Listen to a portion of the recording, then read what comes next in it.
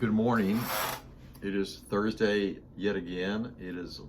I am Larry, and I'm broadcasting live from the Larry studio here at DCPC.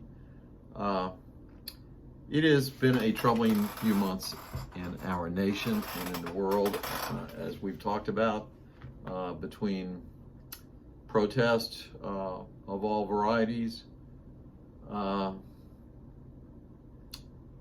police shootings, people dying, not to mention a worldwide pandemic that has cost 116,000 Americans to die, and nearly 500,000 people to die from around the world. So it has been a troubling time.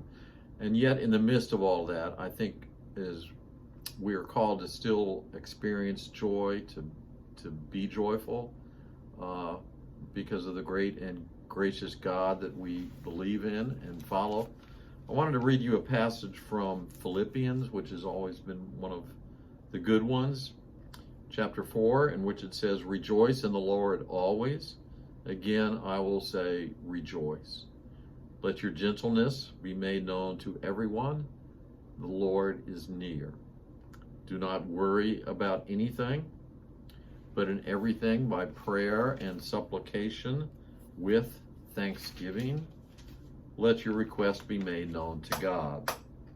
And the peace of God, which surpasses all understanding, will guard your hearts and your minds in Christ Jesus.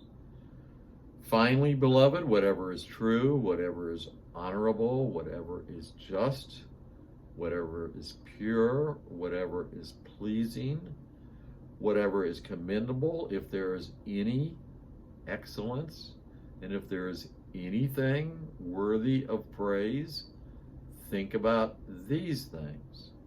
Keep on doing the things that you have learned and received and heard and seen in me, and the God of peace will be with you.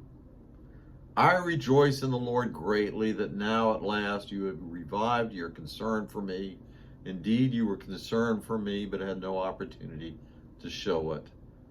The Apostle Paul continues to write, "Not that I am referring to being in need, for I have learned to be content with whatever I have. I know what it is to have little, and I know what it is to have plenty. In any and all circumstances, I have learned the secret of being well fed, and of going hungry, of having plenty, and of being in need. I can do all things through him who strengthens me. Rejoice in the Lord always. Again, I say, rejoice." Frederick Buechner, Wishful Thinking.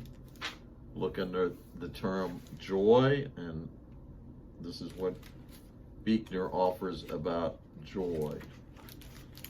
In the Gospel of John, Jesus sums up pretty much everything by saying, "These things I have spoken to you, that my joy may be in you, and that your joy may be full."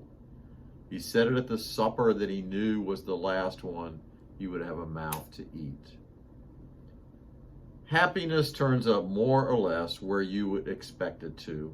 A good marriage, which Martha and I seem to have 46 years into it. A rewarding job, a pleasant vacation.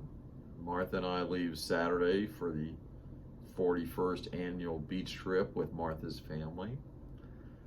Joy, on the other hand, is as notoriously unpredictable as the one who bequeaths it. Happiness comes from good marriages,